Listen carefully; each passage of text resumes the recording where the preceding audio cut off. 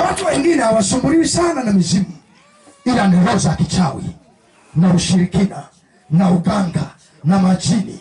Maana kuna roho ambazo wamenuiza juu yako usifanikiwe, ama wameiba nyota yako ama kibali chako au mafanikio yako. Ninaenda kuomba kwa Mungu aliye hai, na nitatamka chochote utakachofanya kuanzia leo kitakuwa hai.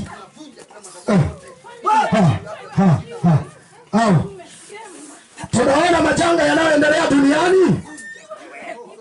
It is by power, by force. Hakuna uganga kusimama juu ya maisha yako. Hakuna uchawi kusimama juu ya maisha yako. Hakuna roho za majini kusimama maishani mwako. Lazima kufanikiwa, ni lazima. Mungu hakukuleta duniani uwe kituko. Mungu alikuleta duniani uwe mtu wa matunda, uwe mtu wa kufanikiwa, uwe mtu wa kutajirika.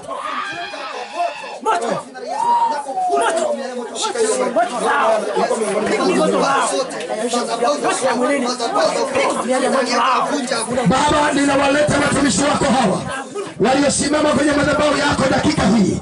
Natamka miali ya moto ya kuwafungua kwenye vifungo vya kiuchumi ishuke juu yao, ikavunje roho ya kutokufanikiwa maishani mwao, ikavunje roho ya kutokufanikiwa maishani mwao, ikavunje roho ya kutokufanikiwa maishani mwao. Natamka uhai kwa jina la Yesu Kristo. Pokea uhai kwa kazi zako zote, kila utakachogusa kikafanikiwe. Pokea uhai kwa kazi zako zote, kila unachofanya kikafanikiwe. Pokea uhai kwa kazi zako zote. It is by power, by force. Fungua. Yes. Achia. Nye roho, toka kwa huyu.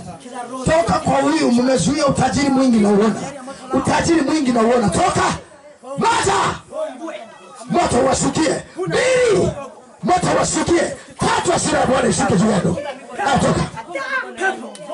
Toka. Kwa jina la Yesu. Achia. Achia uchumi wao watu. Achia maisha yao watu. Achia uchumi wao watu. Achia maisha yao watu. Ondokeni. Ile roho za kiganga. Toka. Haraka toka.